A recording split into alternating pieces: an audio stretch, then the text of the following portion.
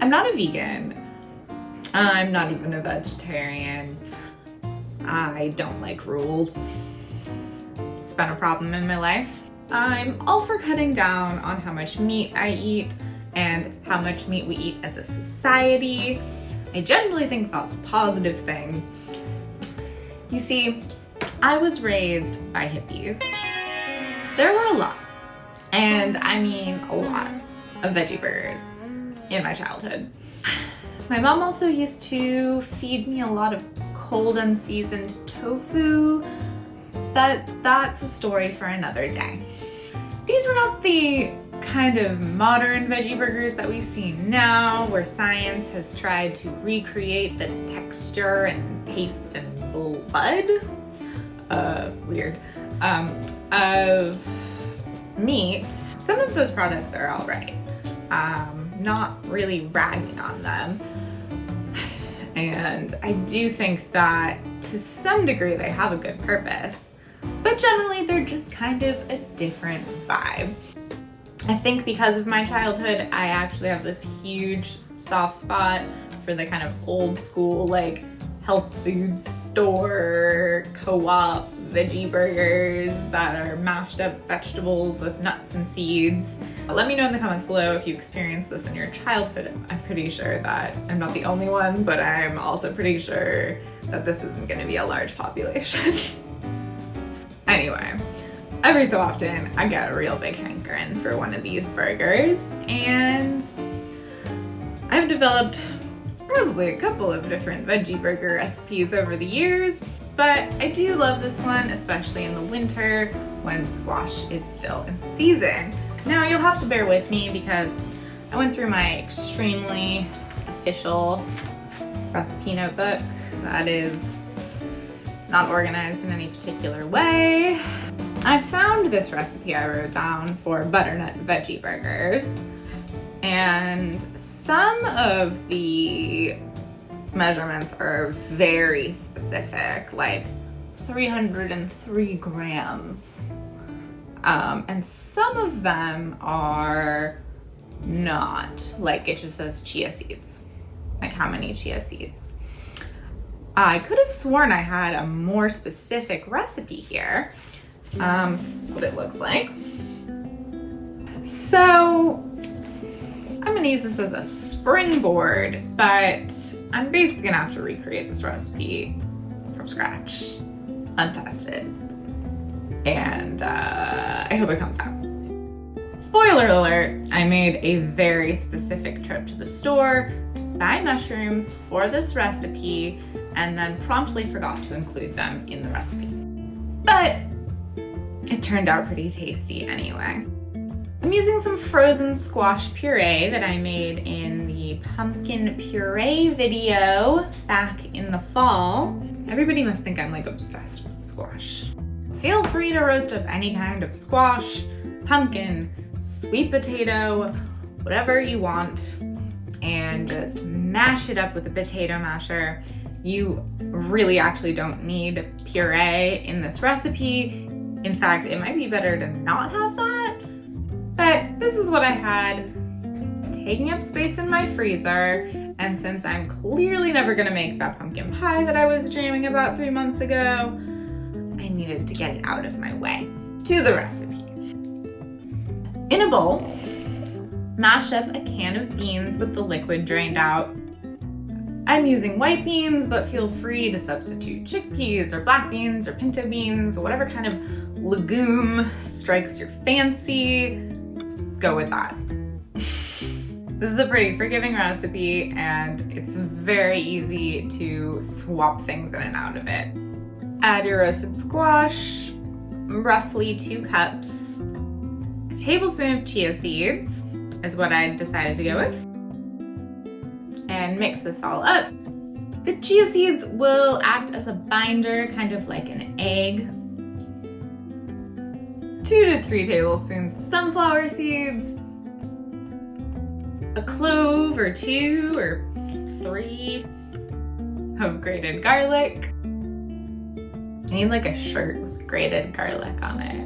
It's great. That wouldn't make a very good shirt, but I'm pretty sure there's grated garlic in every savory recipe I've ever made on this channel.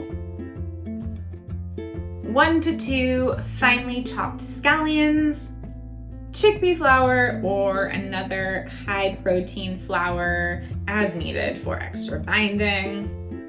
I wound up adding about a 1/4 cup of polenta to give it a little bit extra bind and like crunch. And thus you can season accordingly to the flavor profile that you would like to go with. I used salt and pepper, of course, cumin, coriander, paprika, and a mild chili flake called Aleppo. When you feel good about your mixture, make a little tester. Pinch off a little ball and flatten it out. Heat up a pan and cook the tester on both sides. This way you can have a good idea of how it will taste and if it was seasoned correctly. Needs more crunch. Add more things as needed. If you're me, you'll make another tester. Yeah, I feel pretty good about that. I will put a final breakdown of all of the ingredients by weight. I will also include the final measurements of the seasoning that I used in the description below. Cut some parchment paper into squares slightly larger than you would like your burger to be. Portion your mixture out evenly. I happen to have measured my ingredients and know the total sum of all their weight. That way I can easily divide this number by the amount of patties I'd like to wind up with and weigh each one out accordingly. But this may be a little bit excessive. You totally don't have to do this. You can just eyeball it, it'll be fine. Place the finished patties on little parchment squares on a baking sheet. Freeze for at least a couple of hours or overnight. This helps the patty to stay together when you actually cook it. At this point, you can transfer your patties into a freezer bag and have them at your ready whenever you're freaking out about what you're gonna make for dinner. I wouldn't keep them around for longer than a month or two, or they're just gonna become super freezer burned. But having them pre-frozen does actually help the cooking process in keeping them to stay together. When you're ready to eat, preheat a skillet, add some oil. Cook on both sides until crispy and brown. Yes, I'm adding cheese to my veggie burger. It's delicious and I'm not sorry. I guess leave this out or get yourself some vegan cheese. Some of those taste okay. Top your burger however you would like. Some fun toppings can include miso mayo, which, well, I'm not gonna say I like it more than regular mayo, but in this scenario I kind of do. It's like very delicious. I don't know how many people have access to miso mayo, but also maybe just mix miso into regular mayo or vegan mayo and maybe you just have almost the same thing. Avocado, pickles. I need pickles. A burger without pickles is like music without sound. I don't think that makes any sense. I need a better metaphor. We'll circle back to that. Pickled onions are good. Anyway, you know what toppings you like on burgers. So do that. Top the burger however you'd like and enjoy. Except, do you have any idea how hard it is to make a veggie burger look nice? I feel like I need to hire a whole team of professional food stylists and photographers to get this to look even nominally good. And I can't afford to make a bunch of burgers that I'm not gonna eat for the sake of styling food. I will be eating veggie burgers all week until I can get a reasonable shot. It's pretty good cross-section. Just a friendly reminder that I am but a wee YouTuber. a solo project and a relatively broke one at that. Feel free to buy me a coffee at the link below. I hope you enjoyed this. I'm really a fan of good old-fashioned, classic, mashed up veggies and nuts and seeds burger.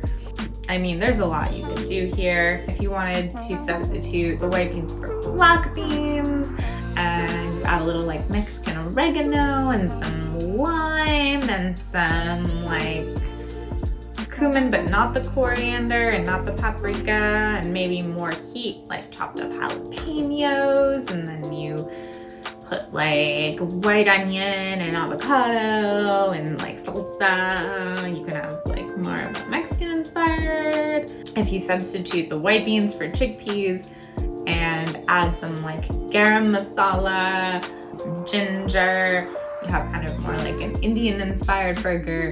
You could put some chutney on there, you could put some raita on there, you could put some like pickled cauliflower on there, and like that sounds like a party. I mean, that sounds delicious. I'm just riffing here. There's so much you can do. It's basically just a canvas for your wants and needs, but vegan. Please give this video a thumbs up if you at least enjoyed my witty banter, if not my extremely ugly veggie burger. And I'll see you in the next one. Bye.